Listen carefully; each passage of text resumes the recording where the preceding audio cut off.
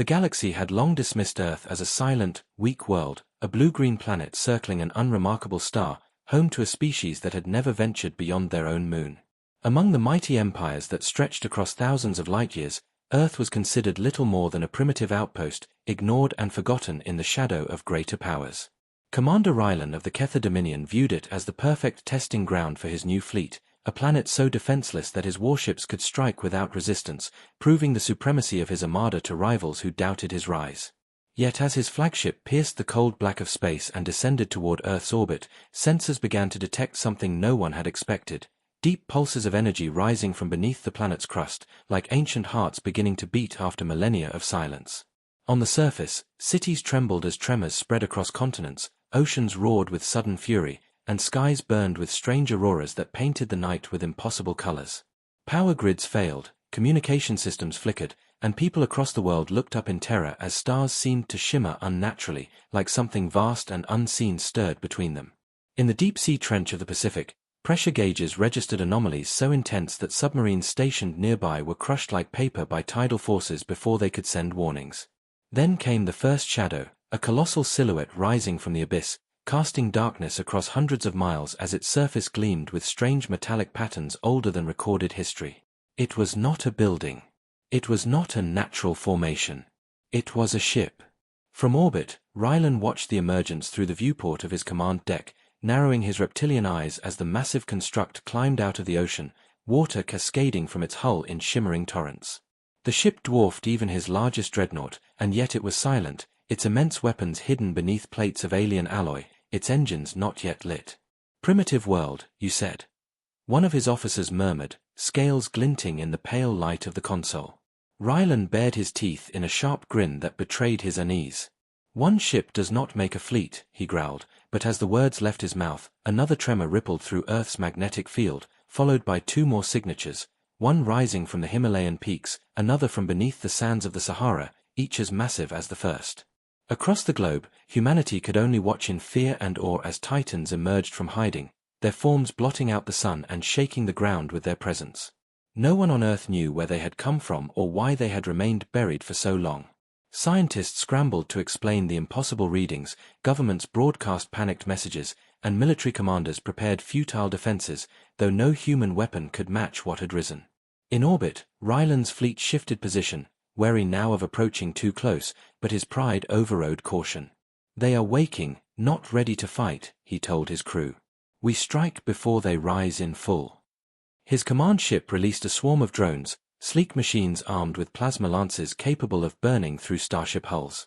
They descended through the clouds, converging on the ocean-born colossus, weapons primed to cut through its armor. But as they closed in, the great ship stirred.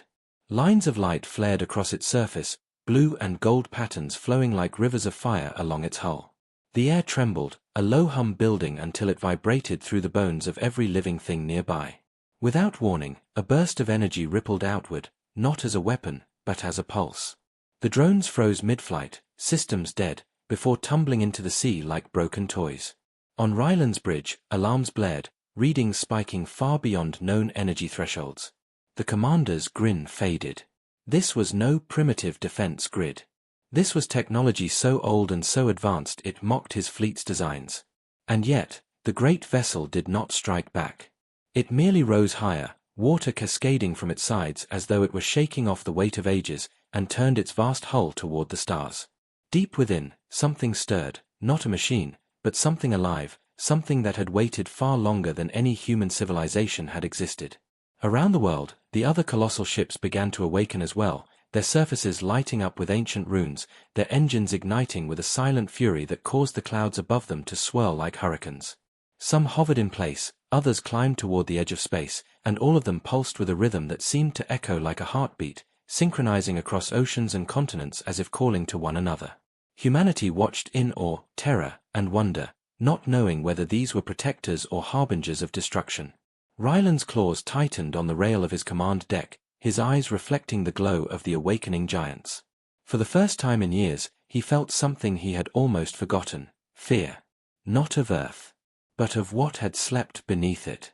And as the largest of the ships turned its glowing core toward the heavens, Rylan realized with dawning horror that it was not scanning his fleet. It was scanning the galaxy, searching, remembering, and perhaps, warning. From the depths of the oceans to the tallest peaks, the colossal ships continued their awakening, shaking the planet to its core as their ancient systems roared back to life. The skies above Earth flickered with strange storms of light, auroras that swirled unnaturally, casting alien shadows over cities that had never imagined such wonders or such dangers. The people of Earth watched in fear and fascination, while governments scrambled to understand what was happening. Some thought these were alien invaders. Others whispered they had been here all along, sleeping beneath the surface, waiting for a reason to rise. But none could answer the question that weighed heavier than all others: why now? In orbit, Commander Ryland's war fleet hovered like predatory birds, their sleek black hulls reflecting the strange glow radiating from the awakening dreadnoughts below. Ryland stood on his command deck, eyes locked on the massive construct that had emerged from the Pacific, a machine so ancient and vast it dwarfed his own flagship. He had launched his drones to strike it, and the result had been humiliation. They had been crushed by a single pulse of energy, a defensive measure that required no weapons, no visible movement. It had simply rendered his attack meaningless. And yet, the dreadnought had not retaliated. It had not fired back at his ships or unleashed its obvious power. It had only awakened, and now its lights pulsed like a beacon. But to whom was it calling? Dr. Lena Voss leaned over the console of an orbital research station not far from the alien fleet, her eyes darting across streams of data scrolling faster than she could process. Her team had tapped into fragments of energy signatures released by the awakening vessels, and what they found left them speechless. "These ships, they are older than anything we've recorded," she whispered. "The alloy in their hulls doesn't match any element on Earth. It doesn't even match the Galactic Standard Catalog. This isn't human technology. But it isn't alien either.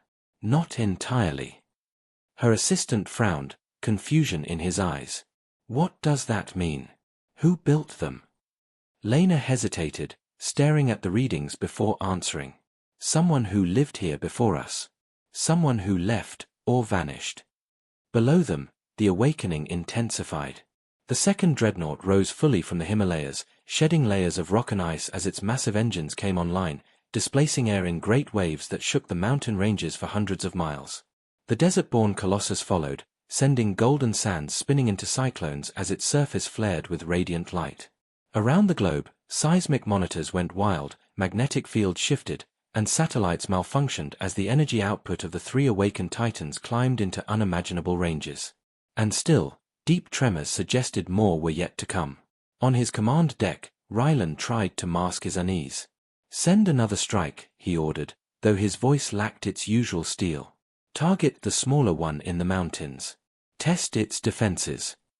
His lieutenant hesitated, a rare sign of doubt in a Kethri warrior. "Commander, the first drones were obliterated before they breached the atmosphere. If the others awaken fully..." Ryland cut him off with a snarl.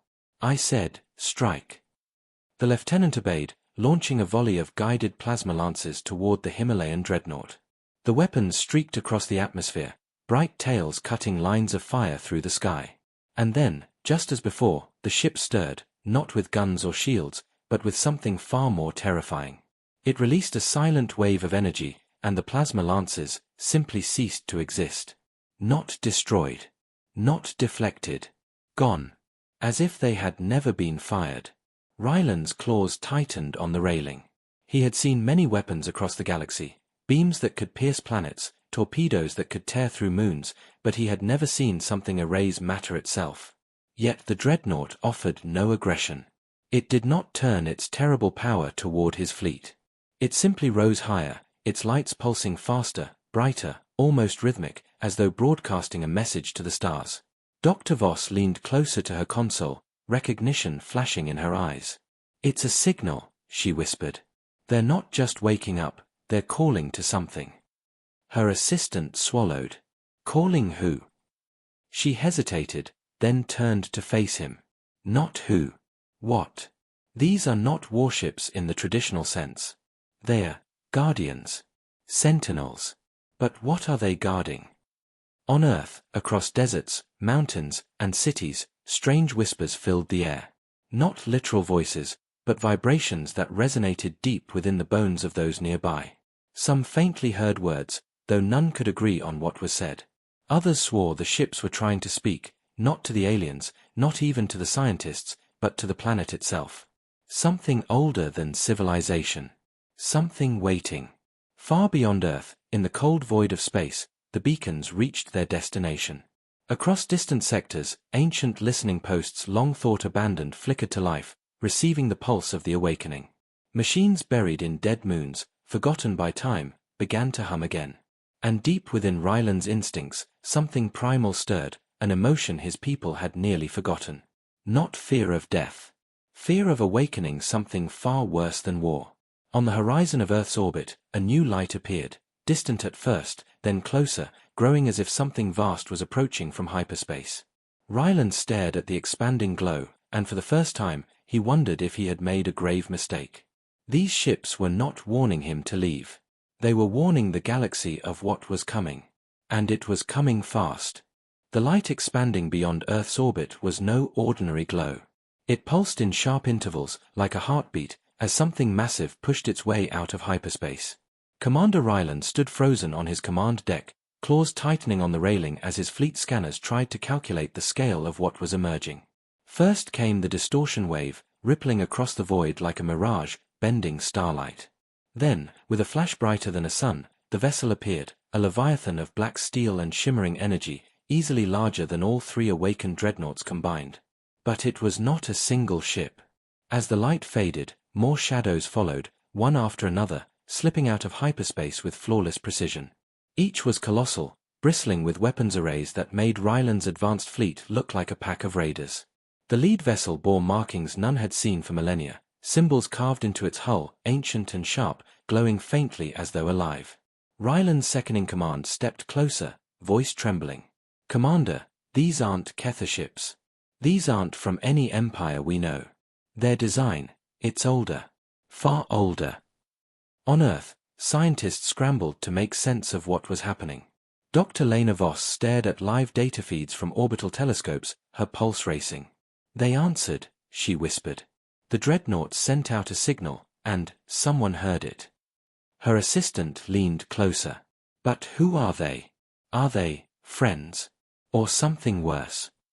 Lena hesitated, her mind turning to the strange hums emitted by the awakening ships, the energy signatures that seemed to carry a warning. If the dreadnoughts are guardians, then whoever built them has just returned. And if they're returning now, it means something is coming that terrifies even them. The first of the colossal newcomers adjusted its trajectory, slowly turning toward Earth. Its hull shimmered with strange light patterns, cascading like flowing water, as if the ship itself were alive. From the dreadnoughts below, the pulsing lights grew faster, brighter, their rhythm syncing perfectly with the newcomers. It was not a hostile response. It was recognition. A signal of kinship, or command. The air above the dreadnoughts trembled as their engines roared to life, not in preparation for battle, but as if greeting their masters. Ryland's fleet remained silent, weapons primed but unmoving. Every instinct screamed at him to withdraw, but pride and curiosity rooted him in place. "Open hailing channels," he ordered, voice low but steady. "Find out who they are, and what they want with this backwater world."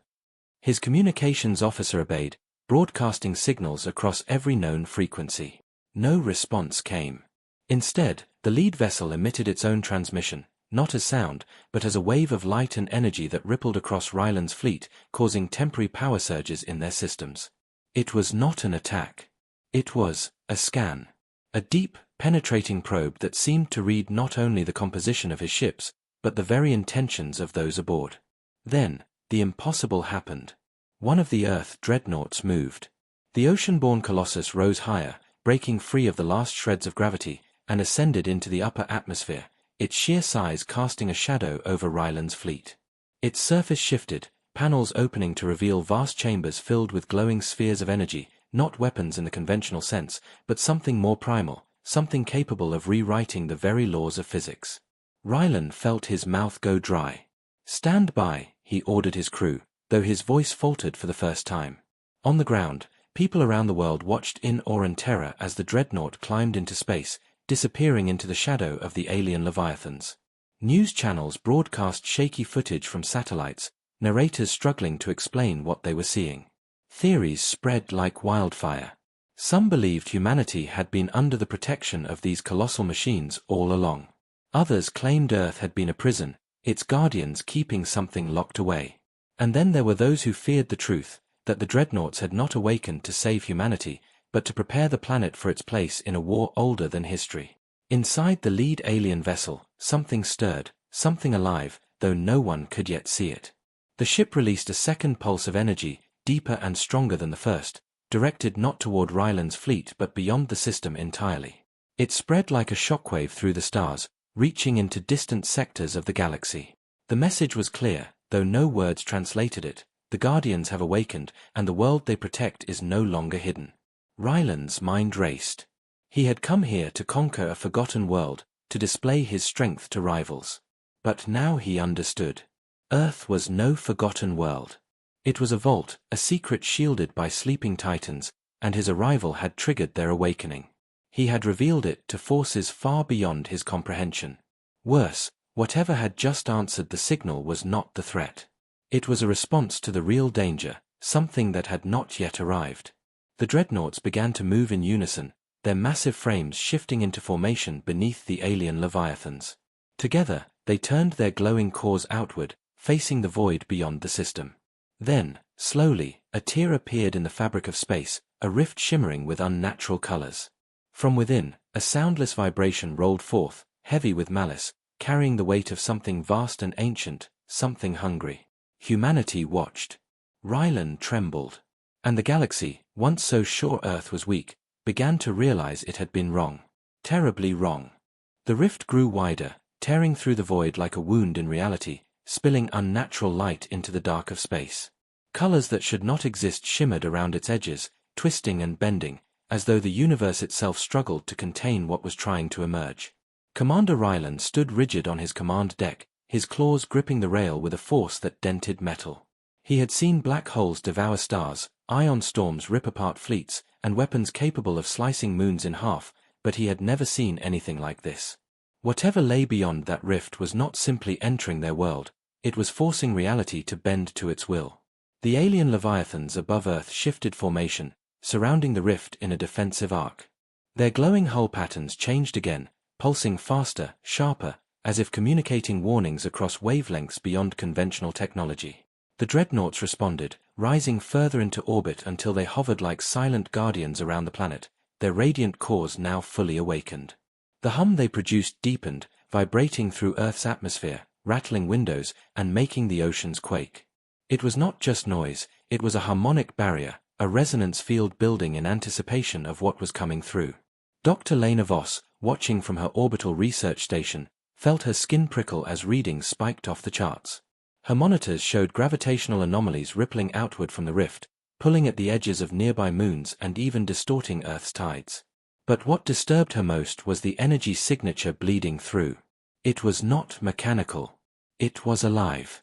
Something biological was on the other side, and its size was beyond comprehension.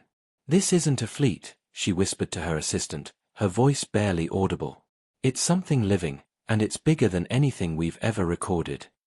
On the ground, people stared up at the strange auroras streaking across the sky, unaware that what they were seeing was the atmosphere reacting to the energy fields above. News channels broadcast live feeds from space, narrators trembling as they described the colossal figures of the alien Leviathans and Earth's awakened Dreadnoughts forming a wall around the expanding tier. In cities, panic began to spread. Some believed the end of the world had come. Others thought salvation was at hand. But none could deny the truth. Earth had become the center of something vast and terrible, a confrontation older than humanity itself. From the rift came movement, a shadow, enormous and slow, pressing against the threshold of space like a creature testing the strength of its cage. The alien Leviathans reacted instantly, projecting massive energy fields that shimmered like translucent shields, but they did not fire. They were waiting, watching, calculating. And then came the sound, not through space, where sound cannot travel, but through vibration, an unearthly resonance that seemed to echo inside the skulls of every living thing within range. Ryland flinched as the sound reverberated in his chest, not as pain, but as pressure, as if the very presence of the thing beyond the rift was rewriting his sense of reality. His second-in-command whispered, almost reverently, "Commander, That's no ship. That's a hunter. Rylan didn't answer. He didn't have to. The word was enough. The creature began to emerge. Its form was half seen through the distortion of the rift, a mass of sinew and shadow, limbs like blades of obsidian, and an aura of energy so intense that space itself bent around it. Its head, if it could be called that, bore eyes like suns, burning with a cold, predatory intelligence. One glance was enough for Rylan to feel something he had never admitted in his life. Fear. The lead alien Leviathan moved first, unleashing a beam of light from its core, not a weapon, but a tether of energy that wrapped around the creature like a chain. The dreadnoughts below responded in kind, projecting their own beams, each locking onto the monster in perfect synchronization. The rift pulsed violently, the creature thrashing, its movements creating shockwaves that sent debris hurtling across the void. But the chains held, glowing brighter as the combined force of the Guardians strained to pull it back. Dr. Voss clutched her console, eyes wide as she watched the readings climb higher than any system could measure. They're not trying to kill it, she realized aloud. They're trying to hold it. To contain it. Her assistant swallowed hard. Why not destroy it? Lena shook her head, her voice grim. Because maybe they can't. The monster roared, not with sound, but with energy, and the effect was catastrophic. Power surges cascaded through Rylan's fleet, frying secondary systems and plunging half his ships into darkness. One smaller vessel drifted too close to the rift, and with a single lash of the creature's energy, it ceased to exist, erased from reality as though it had never been there. Rylan bared his teeth, gripping the railing to steady himself. "Fall back," he ordered, his voice low but unyielding. "This is beyond us." But even as his ships withdrew, the battle to contain the creature reached its climax. The chains of light tightened, pulling the beast back toward the rift inch by inch. Its blazing eyes burned hotter, locking onto the planet below, as if sensing something there, something it craved. For a brief, terrible moment, Lena felt as though the creature's gaze met hers through the station's viewport, and a single thought echoed in her mind: freedom. With one final surge, the Leviathans and Dreadnoughts roared together, their energy converging into a single, blinding pulse. The rift snapped shut with a thunderous distortion, sending ripples through the void that knocked smaller vessels off course. The creature was gone. The tear was sealed. But silence did not follow. Instead, the Leviathans remained in orbit, their lights dimming but not fading, while the Dreadnoughts slowly drifted back toward Earth. They had succeeded, for now. But Rylan could see it in the trembling of his crew, in the faint hum of the alien ships, in the residual energy rippling through the stars. This was not the end. It was the first warning.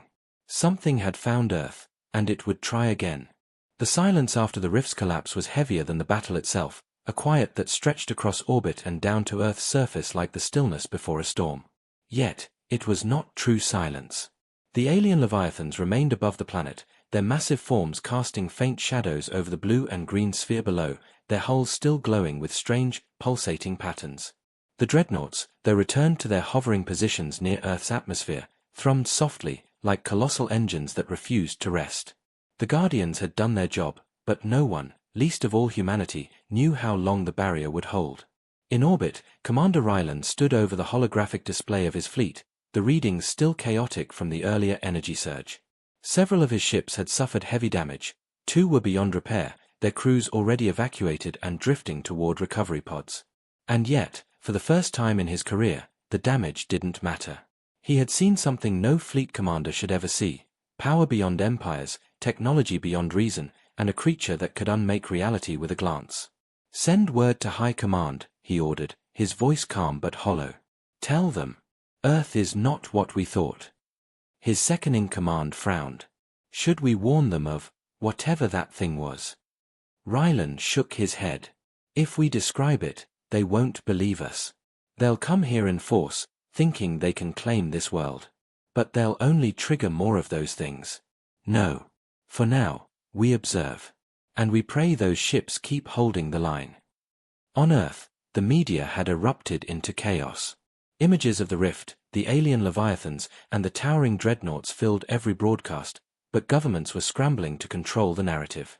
Some claimed the event had been a cosmic storm, others admitted the existence of unidentified megastructures but downplayed the threat. In private, leaders demanded answers from scientists, desperate to know whether the planet was safe. Dr. Lena Voss found herself summoned to a secure underground facility, surrounded by military officials who bombarded her with questions.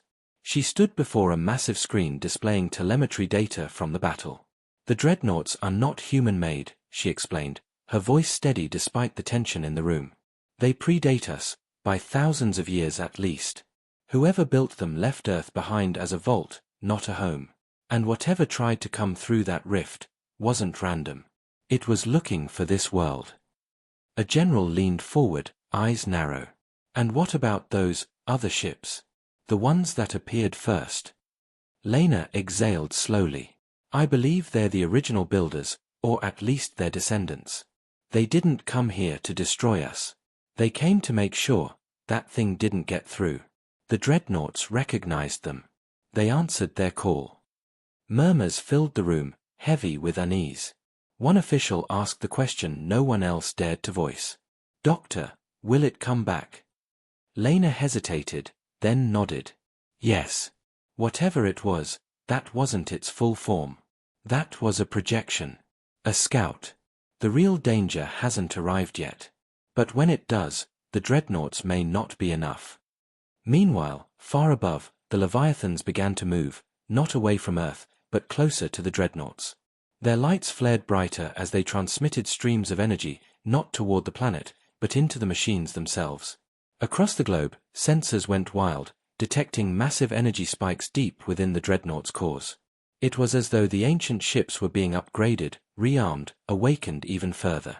But along with the energy came something stranger, data streams encoded in light pulses, faint but detectable by advanced systems. In orbit, Ryland's engineers intercepted fragments of the signal. Though most of it was unreadable, one section stood out, decrypted enough to display a single warning: Phase 1 complete. Prepare for Phase 2. Ryland stared at the words, his claws tapping the console in thought. Whatever this Phase 2 was, it wasn't meant for him or his fleet. It was for the Dreadnoughts. For Earth. And for whoever, or whatever, was coming next. On the planet below, unease turned to fear as unusual phenomena began to occur. Tides surged unnaturally high along coastlines. Strange auroras filled the skies, even in regions where they had never been seen before. Electrical grids flickered under unknown interference, and seismic activity spiked in areas long thought stable. Yet amid the chaos, the Dreadnoughts remained motionless, silent sentinels waiting for their next command. But deep within one of the machines, buried beneath layers of metal and ancient shielding, something began to stir. Cameras aboard a research drone captured it first, a faint glow from within a chamber that had never been opened before. The light pulsed in patterns eerily similar to a heartbeat. Scientists at Lena's lab studied the footage, their faces pale. "This isn't mechanical," one whispered. "It's alive, or at least part of it is." Lena stared at the display, a chill running down her spine. The Dreadnoughts weren't just machines. They were hybrids, constructs built around something organic, something ancient, something that might hold the key to why Earth had been protected for so long. As night fell across the planet, the alien Leviathans remained overhead, their lights dimming to a soft, watchful glow.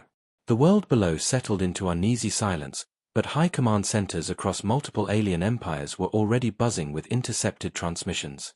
Word had spread, not of the creature, not yet, but of Earth. Of its defenses. Of the fact that it had something worth guarding.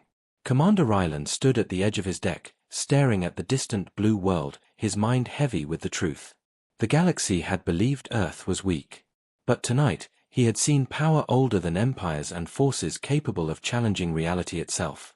And yet, as he watched the Leviathans continue their silent vigil, he could not shake the feeling that they were waiting for something, something worse. Something that would make what had come through the rift seem small. And somewhere, deep beneath Earth's crust, the faint hum of the Dreadnoughts grew louder. The night stretched long across Earth, but in orbit, there was no night, only the cold, endless glow of stars and the silent vigil of ancient guardians.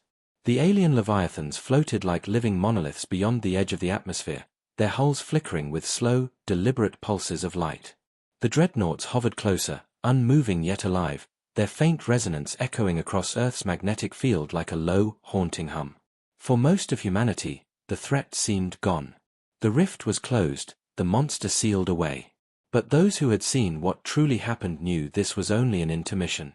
Commander Ryland stared at the galaxy map projected before him.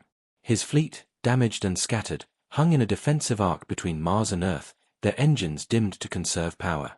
Yet his mind was not on repairs. It was on the decrypted fragment they had intercepted, Phase 2 initiated. He didn't know what it meant, but the tension in his chest told him it wasn't good. His second-in-command approached quietly.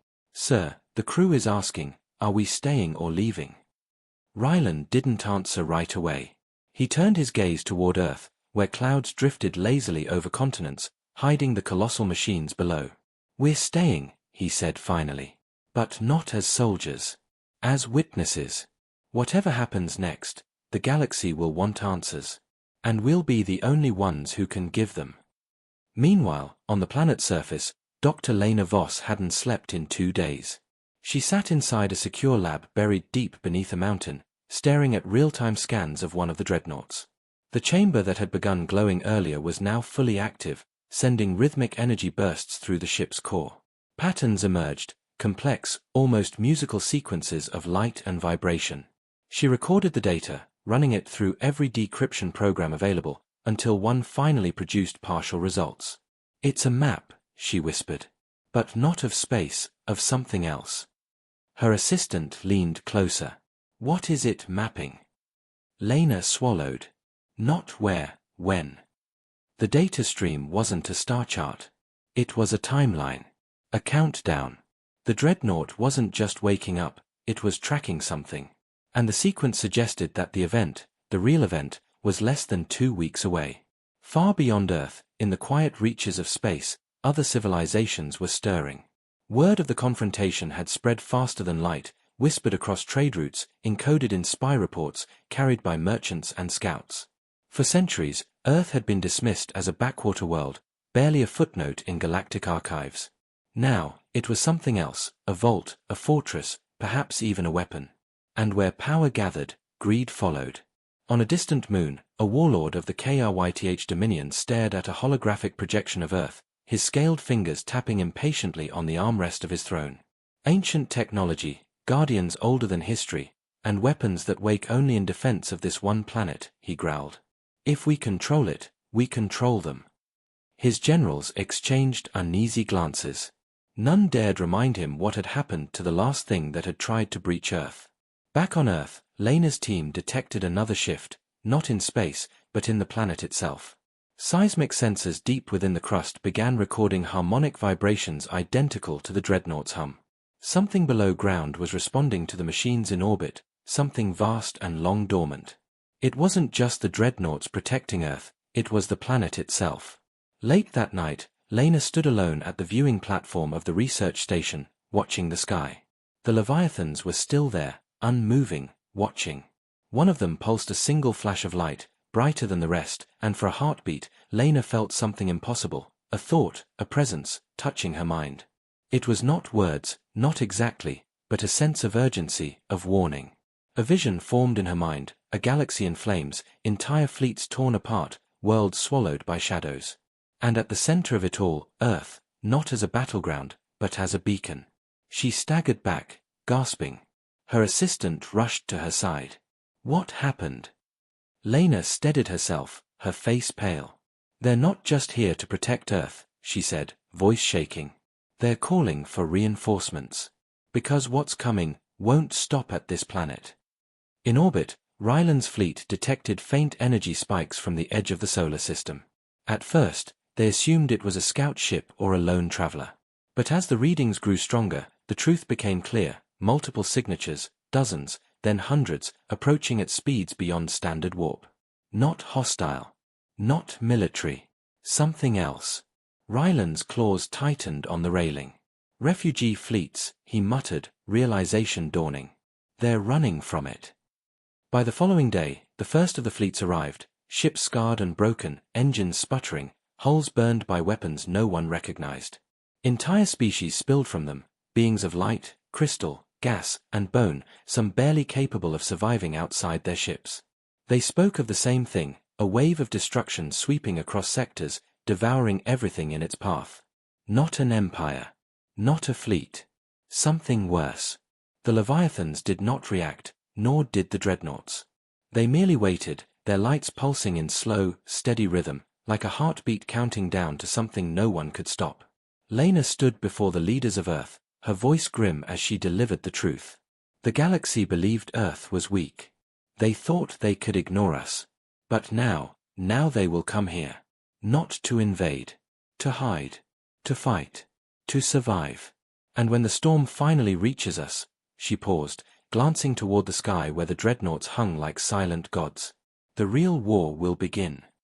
In orbit, a final transmission pulsed through the void, intercepted by every ship, every station, every civilization watching from afar. 4 words, ancient yet clear, the gate opens soon. And for the first time, even the Leviathans dimmed their lights, as if in mourning for what was about to come.